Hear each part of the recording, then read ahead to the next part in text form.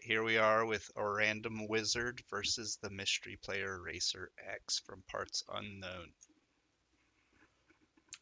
Gonna be an interesting matchup here. We see random wizard bringing in the Shedinja. That's a I, little tricky one. that's something I've been eyeing. Could you run through Wonder Guard for the kids at home who, now definitely not me, don't remember what it does? Yeah, it is immune to anything that is not a super effective attack. That is what Wonder Guard does. Shedinja only has 1 health, so any direct attacks have to be super effective in order to hurt it at all, and otherwise it is immune. The big weakness to that is that it is vulnerable to damaging effects and entry hazards. It does not protect against those. Well, let's see if Racer X has something that can deal with it. These guys are both kind of. Okay, now we see some action. Oh, very risky swapping the Garlic Jr. in there. It's now got its poison up, so that'll be very good for it. But risking swapping the Garlic Jr. straight into a Klefki like that is typically though, I guess Klefki is only running Toxic and Thunderwave from what we've seen before. So potentially not having a status effect that would really affect the Garlic Jr. now that I really think of it. The big key is this Kyurem going to be able to? Yes, it will. It's going to have to be able to punch through before this Glissaur can get the stall off, which it may be already too late. It's going to be an issue of speed. If the Garlic Jr. can outrun it and go ahead and get a sub, it can stall it all the way out. I don't believe that's the case from the turn order. Oh, and he bails out. Now we see quite an interesting matchup. That's part of the chaos that Racer X brings to these games. These unpredictable switches. Well, this seems like a pretty favorable match if he's got some sort of fighting move. There's the Earthquake. It gets some damage in, but the Leech Seed going out just going to heal it entirely up. The real question is how the Ferrothorn's built. It's nice in that it has the Earthquake to avoid it, but that Grass typing insulates the Steel. But judging by the damage, Mr. Popo could have some strong physical investment. Sometimes people do like to run their Ferrothorns with a full special defensive investment and rely on its ability and its natural defense to be able to split wall. Yeah, getting the free knockoff. And reapplying his Leech Seed. This is going to be the real telling sign, assuming the Vaporeon tries something offensive. But he could also just pull it here. Yeah, now just both sides kind of setting up. Cat getting pushed off. And passing the wish, the Gyro Ball gets Oh, marred, but that wish is going to heal up pretty oh, fast. that was quite a hit. Yeah, all the way down to 4%, but back up to 96 after the wish, the big health pool. Oh my That goodness, what a kind of swing. matchup. He went from almost killing it to dying in one shot. Yeah, but out comes the Garlic Jr. And the chat's going off. These two are at each other's throats. And he brings out Cat, bringing out the Heal Beller to attempt to outstall the stall potentially. Ooh. But now going straight for the Scald on the Protect turn. There's the substitute. Another crit, but not going to matter as it's through the sub. Cat's just going to die to the poison, not heal belling itself at all.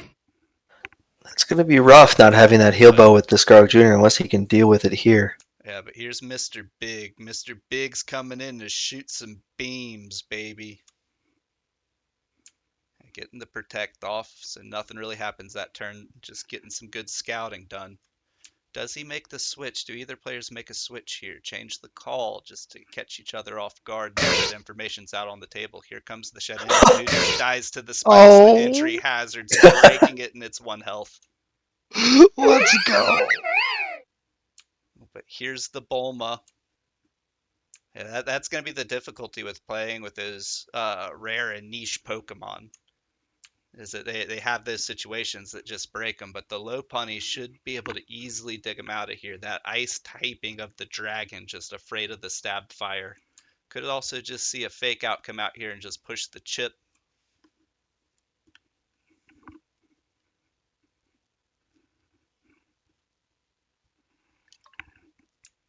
But Racer X having a personal dilemma, zipping it out. Oh, and goes into the Pokemon who's quad weak to fighting. Is he planning on the double swap here? He did set up the Sandstorm and eat the fake out relatively well there with that rock typing. I'm just closing my laptop, Brad. I still need We're like streaming.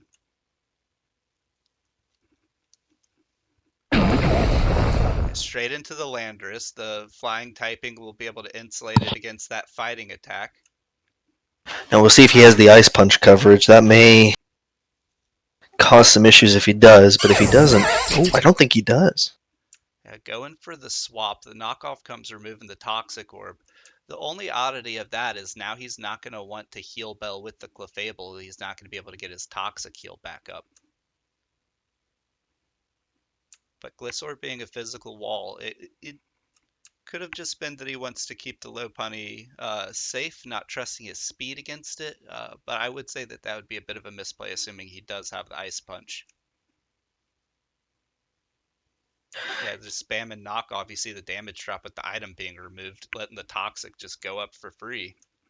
That's just going to be another one stalled. Yeah, I'm surprised he's not throwing out the clef key to get around that toxic stall. He's just not going to be able to Big break through crit this. off the rock slide and a flinch. Just getting some good RNG there, but now we'll just see the protect turn again. And with the rocks out and only at 17%, it's hard to not stay in. Yeah, the Toxic just finishing it off. Let's see if he brings out that clef key to try and remove the potential of poison, but the issue there is that the Garlic Jr. could have the Earthquake to just smash through that steel typing. He's going to get some spikes up. Substitute going out for Garlic Jr. A good play to set up for the future enemies to remove.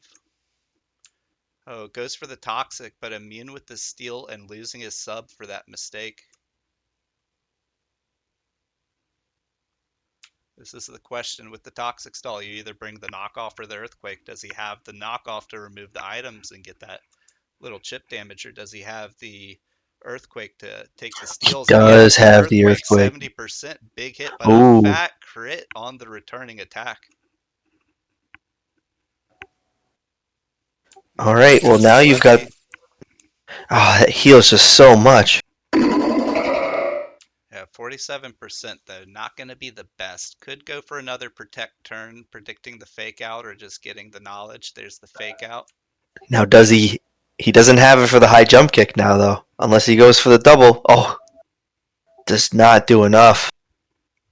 No, yeah, Garlic Jr. is a massive physical wall, and that typing is going to insulate it there with the flying typing. Ooh, the facade. Yeah, and the protects, it's risky to even go with high jump kick with those protects being in there. The facade coming through and just being able to finish it off with that doubling of the attack. And it's not resisted. And we are down to 3 versus 3 here. Gotta say, Random Wizard is holding a fresh 3, while Racer X has had to utilize his quite a bit. With 2 layers of spikes on Random Wizard's side, just poking him down. And rocks on Racer X side, chipping out his Mon. And here we go, the fighters square off.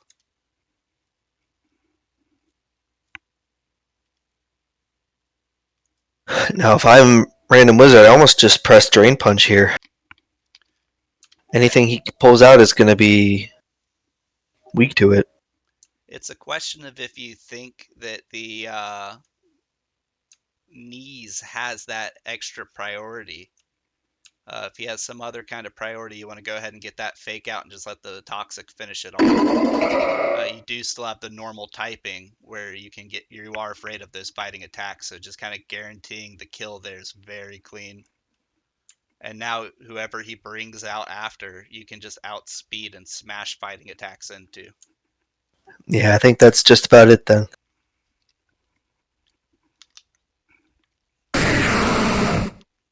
See if he can navigate his way out of it. Racer X getting the sand stream up. The sandstorm will get some chip in on this.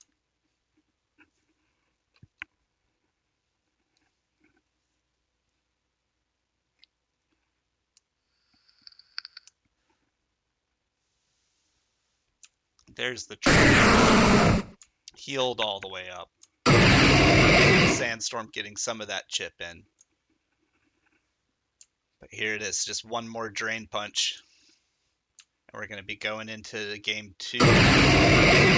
Racer X has to overcome his love, his simpiness for this Bulma, for that Mega Lopunny. He's going to have to attack into it and kill it. But he just seems unable and unwilling to. He's definitely going to have to find a way to get through that Glysaur. He essentially beat him with only 3 of his Pokemon. We didn't even see the Clefable. The Shedinja just died, and we didn't see the Latias either. So he's definitely going to have to make better work of that Glysaur to make sure it doesn't soften his team up so badly. And here we go into game 2. How do they switch up their leads? We did see Random Wizard swap immediately off of his lead.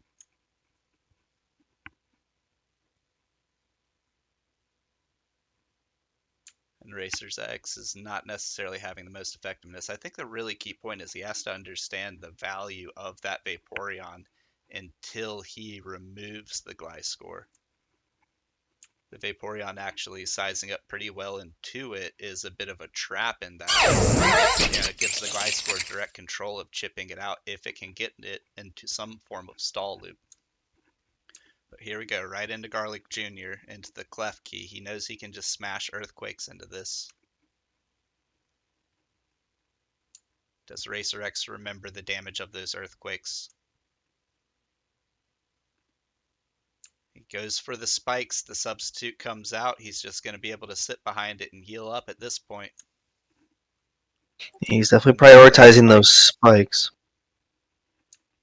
Yeah, does he know something that we don't? Is he just going to get those spikes up and just be able to get some forced rotation on the Garlic Jr.?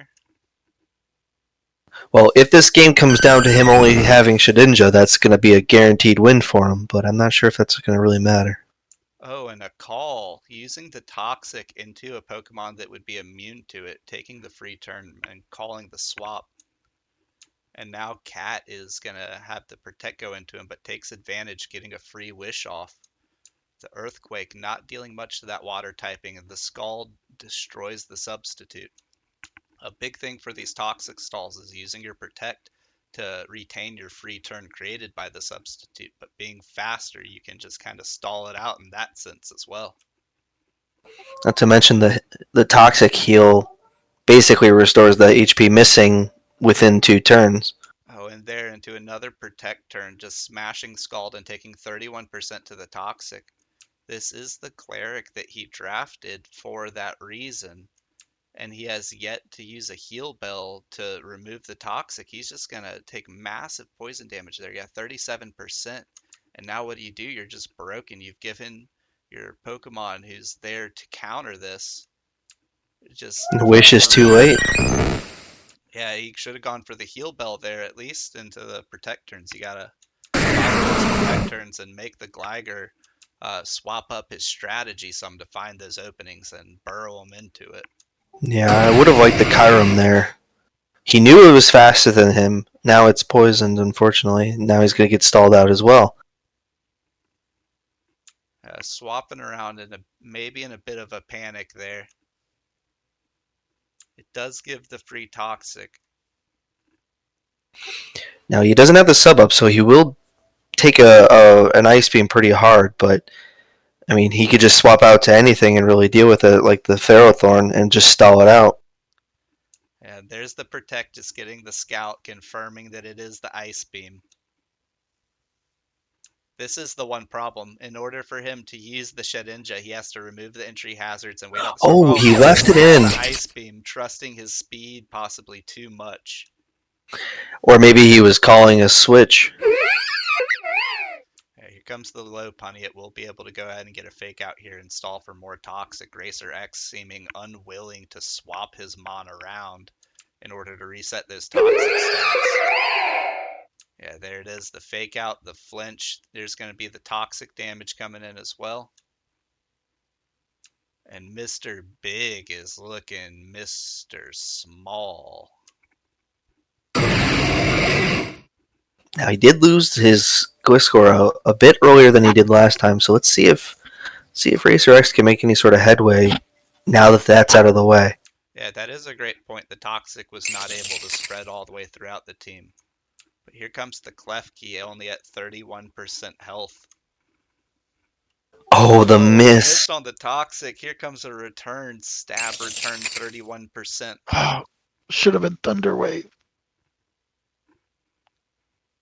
And you hear the coaching corner just distraught in the plays and the performance here.